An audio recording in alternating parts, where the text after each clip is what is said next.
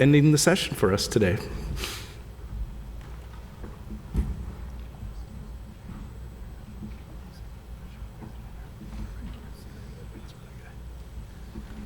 There it goes. Steady. Hey. Uh-oh, it's automatically going. There we go. Hopefully I didn't set it up automatically like that. Good afternoon, FRC peeps. My name is Clint Noble. That's all a fancy way up there of saying I'm going to talk about moving a bunch of dirt and pumping a bunch of water. How many people here are with DEP in the audience? There are a couple reluctant hands. How about DOT? There we go, Natasha. Now you got it. How about DOT, Department of Transportation? All right, we got one. How about anyone here who's looking for the latest bioengineered protein powder to be able to get strong and flip over cars?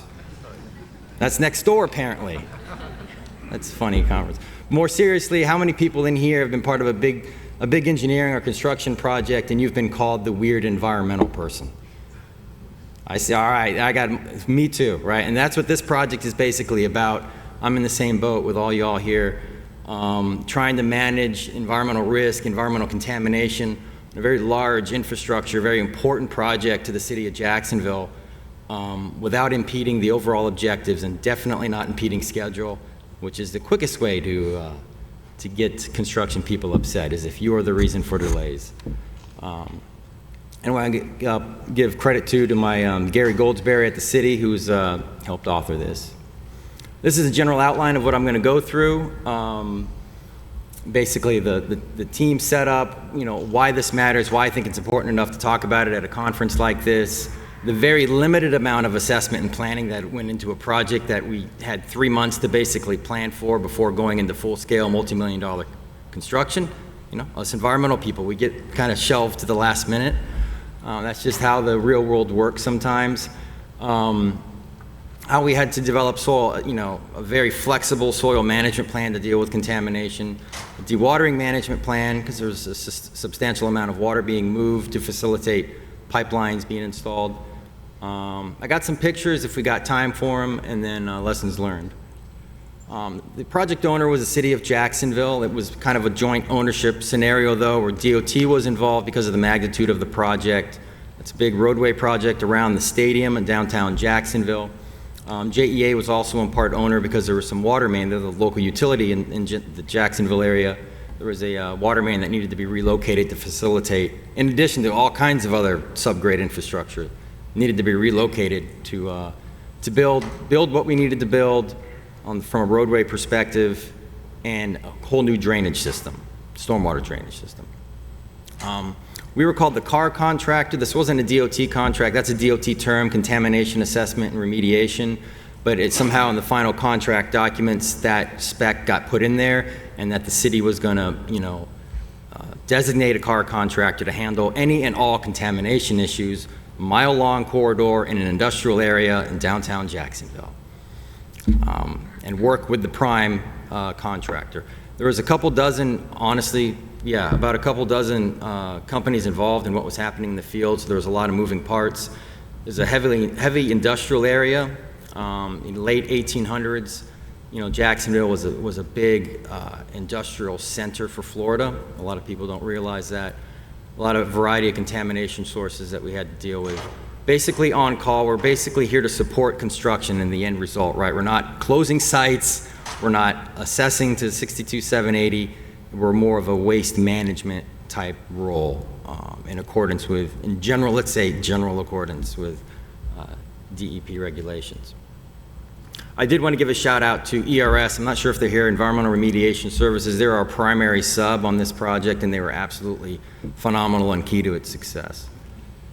So we always like to say, begin with the end in mind. This is the current end vision, as I understand it, for the city of Jacksonville. This artist rendition of what will be the new stadium downtown. It seems to change every year or two. This is the last one I could find. They're going to make the stadium maybe look like Elon Musk spaceship, I guess. And our project was basically a mile-long stretch right along the river here. This is the St. Johns River. So this has not been built yet. This has been built. That's the Daly Center, like a concert center. And there's a bunch of ancillary construction projects going on that could not have been started without the right infrastructure and drainage and roads being redone. Right, so we were laying the foundation for, redevelopment for years to come in downtown Jacksonville. But we'll see if that happens. I talked a little bit about this already. I just think it's going to be a more important, matter, when we're trying to responsibly redevelop and repurpose sites in industrial areas. There's a lot of that going on. There's a lot of positive movement in this arena in Jacksonville, and being able to do that and balance the needs of construction with the needs of protecting human health and the environment.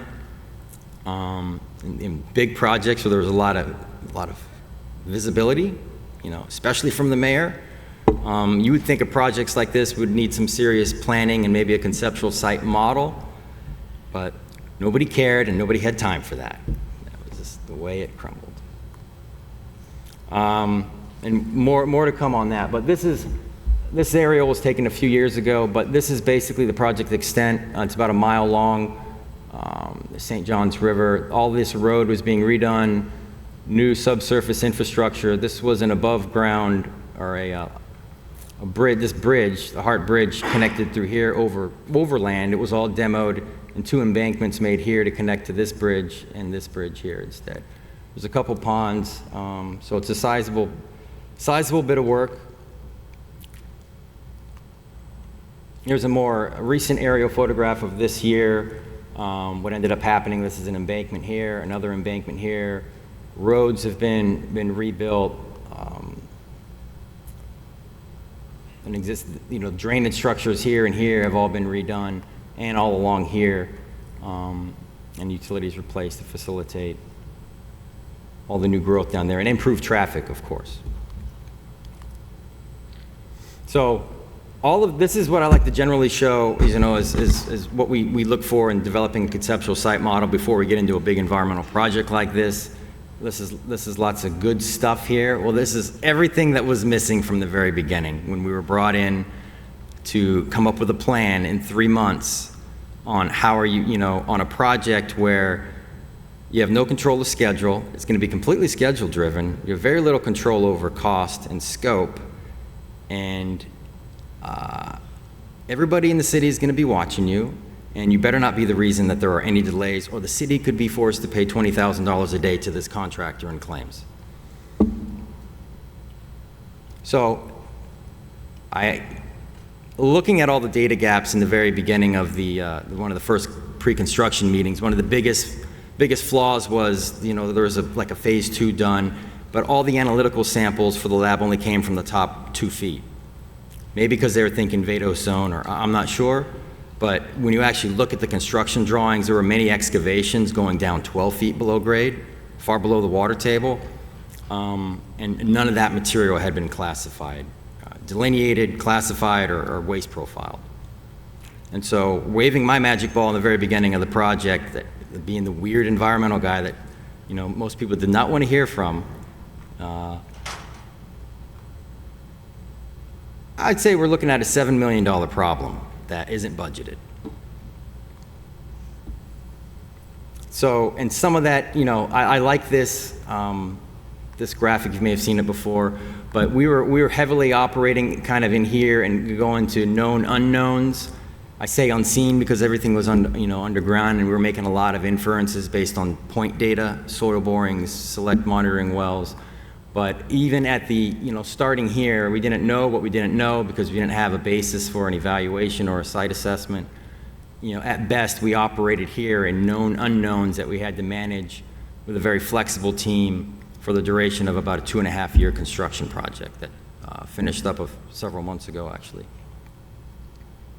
So when you go in and you talk to construction people and engineers, or construction type engineers about this,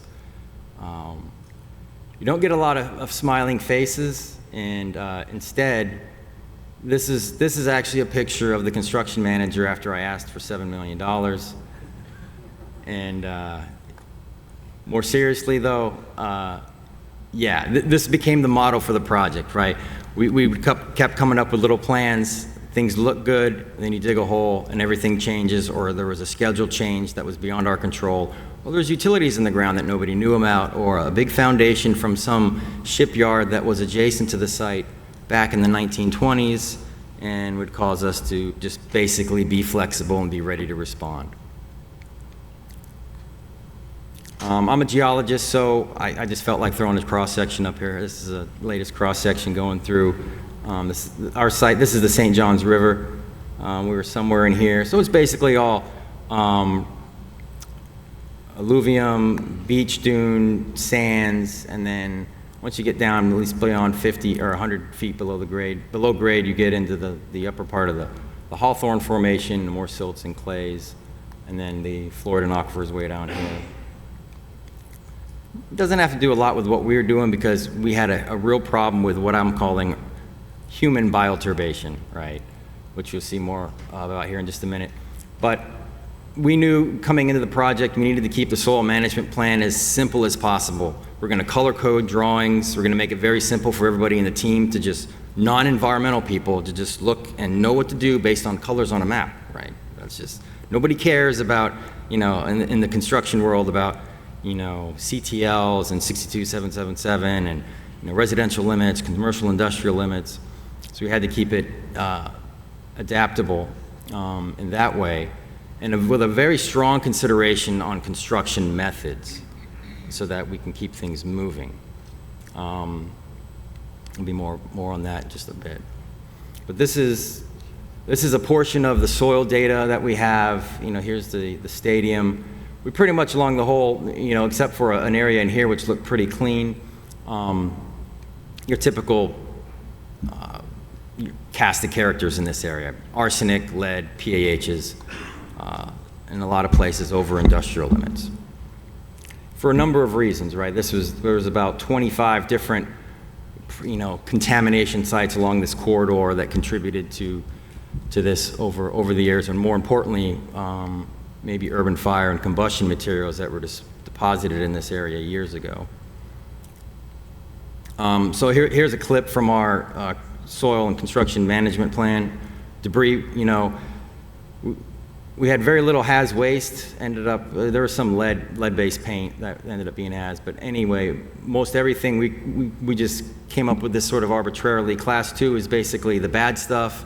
It's over industrial limits. We're going to have to get rid of it. Can't be reused. And Class 3 was just over residential limits, which could be reused in certain very specific situations, like underneath, an impermeable layer, above the water table, or underneath 2 feet of clean fill, but above the water table. Typical practice that we do in Northeast Florida for stuff that's, we're not, direct exposure concerns. This is kind of the end map, or soil management plan classification map. So everything red is what we're calling over residential, blue is what we're calling over commercial, class 2, class 3. Kind of had this zone in here, which we ended up, I think, calling class 4 if it's not classified, which means so nobody would assume that just because it's not colored, it's clean. If it's not colored, it's just not classified, because we had to be ready. You know how it is. You start digging, you never know what you find. You drill a hole here, it's clean. You drill a hole here, 10 feet away, and it's contaminated. There was lots of pockets of stuff here. So we just didn't want to give the impression to the external team that, oh, awesome, we can do whatever we want with all the material in here. No. So then what we did with our contamination, the other important thing too is, you might notice, this is the map, right? Typically, we're delineating and assessing things based on depth intervals. Whoops. When we considered the contractor is going to be installing pipes very quickly, digging basically stormwater pipes very quickly, digging, they're not going to take the time or probably have the care to say, okay, well, we can dig the top 2 feet here, put that off to the side, but then from 3 to 4 feet, we got to ship that off to the landfill.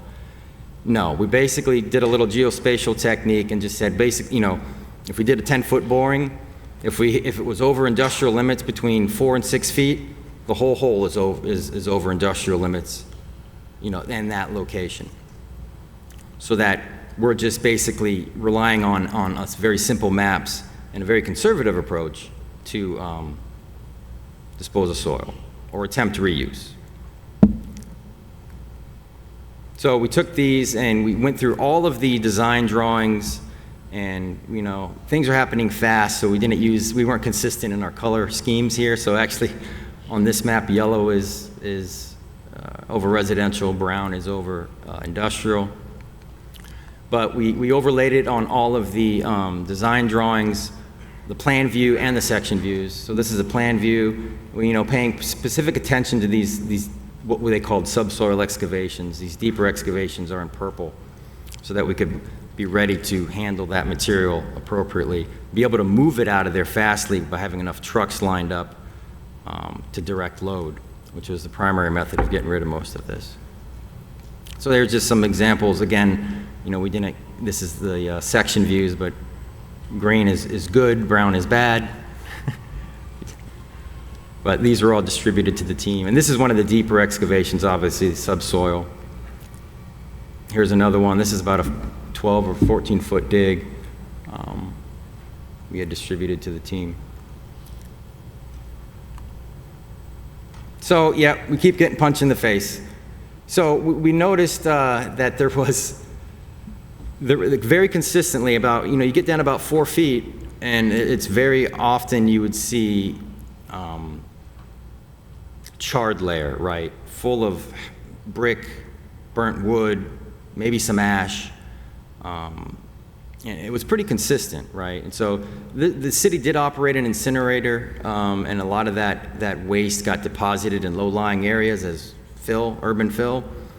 That has led to a lot of work for consultants to try and clean up over the past 20 years, let's say. But there was a very consistent layer here that looked different than that. And so we started asking some questions during construction, and some of you may be aware that it started here. Our project site's somewhere down here. There was a great fire in, they call it the Great Fire of 1901 in Jacksonville. Nearly the whole downtown area burned, and basically all of that burnt material was, from what I've read, a lot of that was bulldozed out towards the riverfront and then just later built upon, right? And so that's what we started seeing a lot of. This is a picture of the actual fire, or after the fire. This is the river here, and so, our site's somewhere down around here. The stadium would be down here. We're looking roughly east. I'm going to come back to that, but this is kind of, what ended up being our disposal plan. It largely followed our, well, as much as we could plan, we followed our plan. But red areas being hauled off. We were able to reuse some of the material on this side of the site. That was just the yellow stuff that was just over residential. But it became evident very quickly that that plan was not going to really work so well in the field. The water table gets shallower as you head this way. This river is in direct connection to the ocean. It's up and down 2 feet a day, and then during certain tidal events, a lot of these deeper holes, water would literally be pumping up out of the hole, like pressurized, coming up during like king tide events. And there wasn't a lot of space on site either to just stage soil.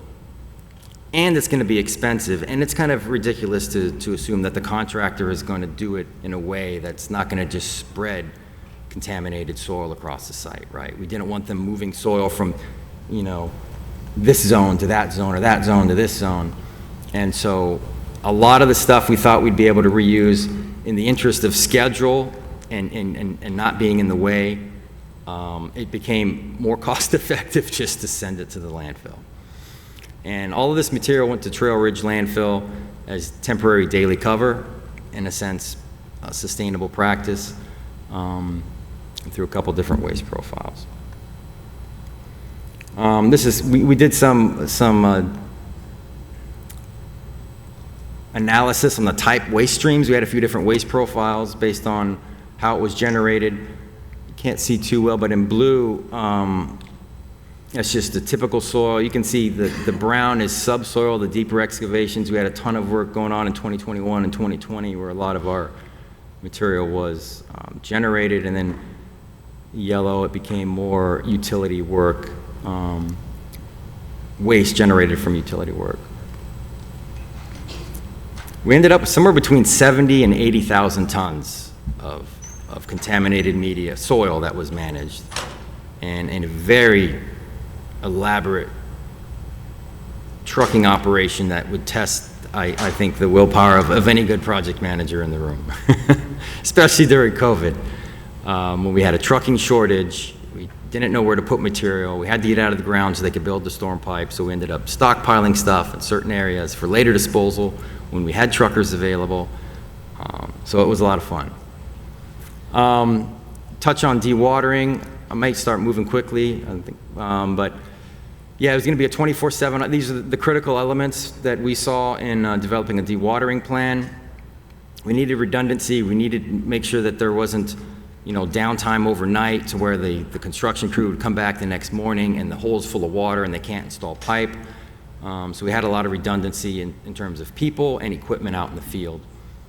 We were able to negotiate a special permit with JEA, called Industrial User Discharge Permit, usually set for a different circumstance. We were able to get a customized one for this application because it was going on for 2 years, to be able to send to the sanitary sewer, dispose of all of this contaminated water. And the only treatment method we needed to do on site was getting the solids out, making sure we're not sending them solids. And it was surprising. The arsenic concentrations consistently downstream of the frac tanks was non-detect. I think a lot of that arsenic was suspended in the soil down there. We tried a little hydro model where we're trying to estimate here in the beginning, okay, what is the water table like, and how much vertical room are we going to have for reuse, and it ended up being kind of a fruitless endeavor. But what we did get out of the model was that there's going to be patches, perched layers, and we saw this everywhere out there, perched layers in the field of the water table where it may be, because it's urban fill, everything's been, there's no layer cake natural geology there in the upper 15 feet or so. You get little perch zones of water that we'd have to be ready to deal with. It's not layered out. This was from our dewatering plan. We would have somewhere between 2 and 4 frac tanks, 20,000 gallons, between 40 and 80,000 gallons of storage capacity lined up during the dewatering operation. 1 for equalization, 2 for solid settling, and then 3, if there was a shutdown, for some reason we couldn't discharge to the nearest manhole, we had the capacity to store 80,000 gallons of water and keep things moving. So, this is basically the length of the project. We were permitted to discharge of these 5 manholes, labeled here A, B, C, D, E. And there's this big but dewatering had to occur all along this, and so we basically dragged our pumps, hoses, and frac tanks back and forth along the length of this project for 2 years. And then, of course, when we were working in here, there was considerable distance, pumping distance, and kind of booster pumps we had to have out there to move the water.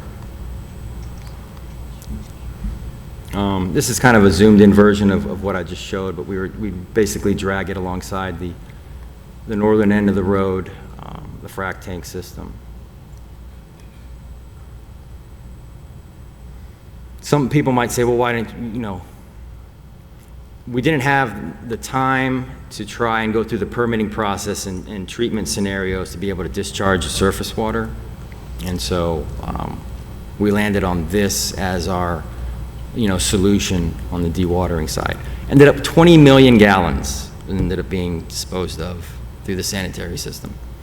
We were permitted to do up to 300 gallons a minute into any one manhole. We'd only get that high during, the initial turn on of dewatering systems. As you know, once you get equilibrium and the water table lowers, flow rate lowers, but we mostly operated more around 100 gallons a minute after equalization happened.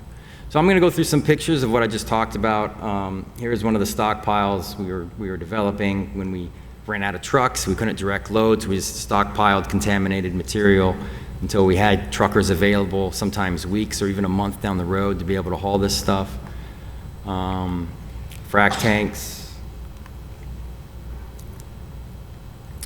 some of the pipe work, messy stuff. Here's a tidy little soil stockpile we had on site.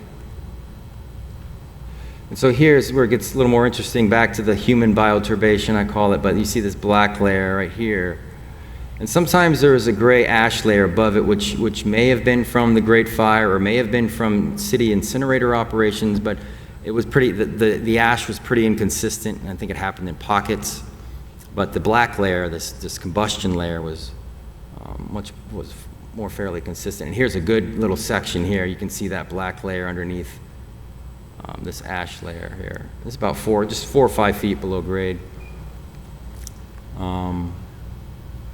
There's one more picture. Yeah, and so even here, there was brick into that charred layer.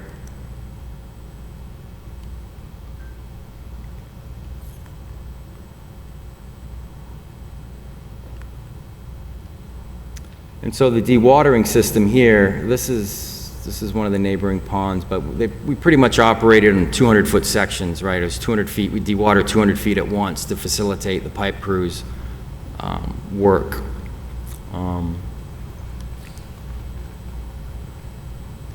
And yeah, this is one of the deeper digs for installing a stormwater structure. Challenges, so I could probably write a dissertation on this, but some of the fun stuff, we had to deal with this project during COVID. We were shut down. I mean, so during COVID, there was a lot of, safety concerns. All of a sudden, one field team came down with COVID, and then the whole contact thing. Now you got to send everybody home because they were around that person with COVID, and trying to balance that was a real challenge between different protocols between companies. The Republican National Convention was supposed to happen in Jacksonville, and so when that was set up, we were told to get out within 1 month. So we had to demob everything and leave. And then I think COVID shut that convention down, and we were all told to come back as soon as possible, right? And get back to work. We got a schedule to keep.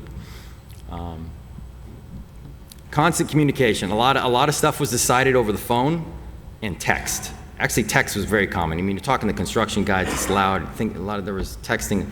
So a lot of that was necessary, but then we'd always follow up on, okay, if something was decided, somebody needs to summarize that in an email and send it to everybody, because no one's gonna remember, in a week why we did that.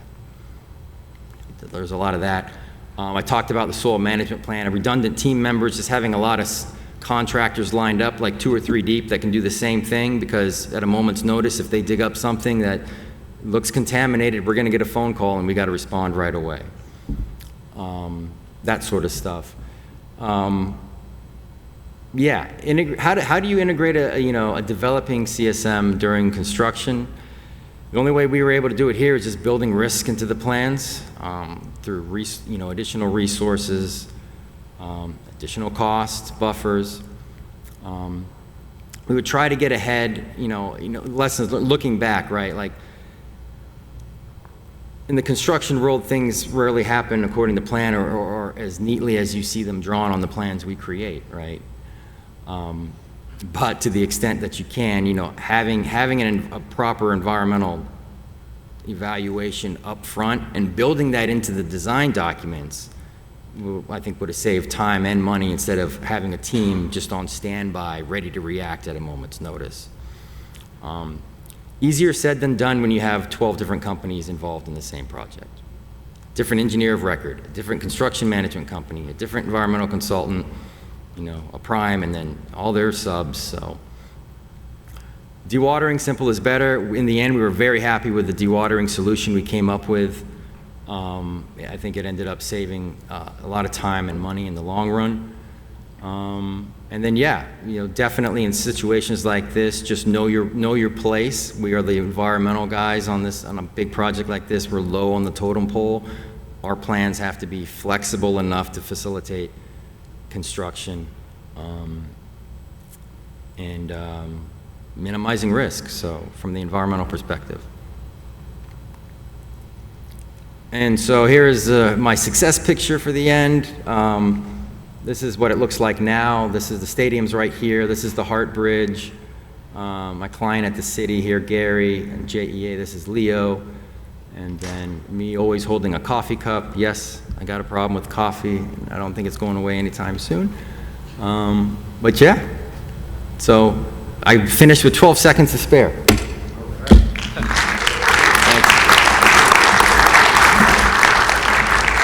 All right, actually 15 minutes to spare for some good questions for these guys. So if you wouldn't mind stepping up to a mic, there might be one floating around back there. So go ahead and fire away. I think everybody's ready for it. I know, don't make me ask my questions. Nothing, huh? Well, here we go. We got a volunteer.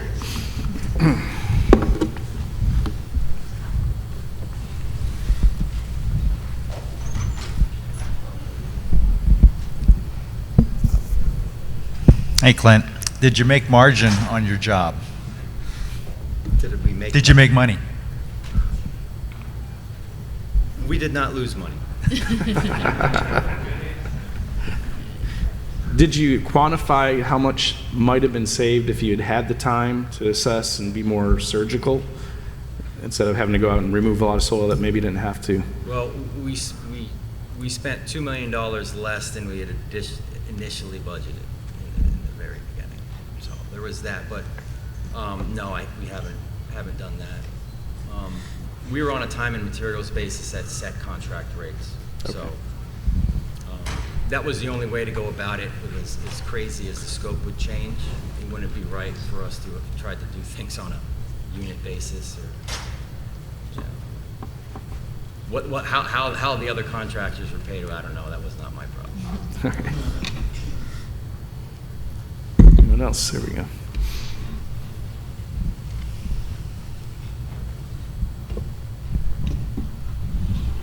This is for Dr. John. So you did your cell counts. Did you guys look at microbial diversity before and after the injections? You know what? Call me later. I can talk to the people who did the work. Okay, I think so, but I'm going to be honest with you, I don't know for sure. All right, thanks. Yeah. I couldn't even hear the question. I'm glad you did.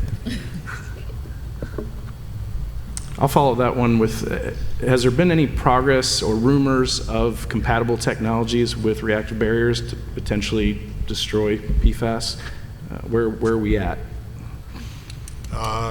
If you can figure out a way, give me a call, we'll start a company together. But thermal, coupling thermal or? I mean, people are claiming that there's, UV enhanced AOP that can work. I don't think that's in situ. There's been some claims of reductive technologies with like super electrons that can do it, but nothing's proven at all. Yeah. I think there are some ex situ methods, but in situ, I think if I had to guess, I'd say somebody will figure out a bug. That would be my guess. Yeah. I don't know when or where or who, but there is a lot of work being done on that. Mm-hmm. Luckily, the concentrations are low enough where destruction is probably not as important as it would be with organic compounds or chlorinated. Any others? I see Gene back there. I know he's probably got to. Yeah. All right. Well, thank you, panel. Wonderful presentations.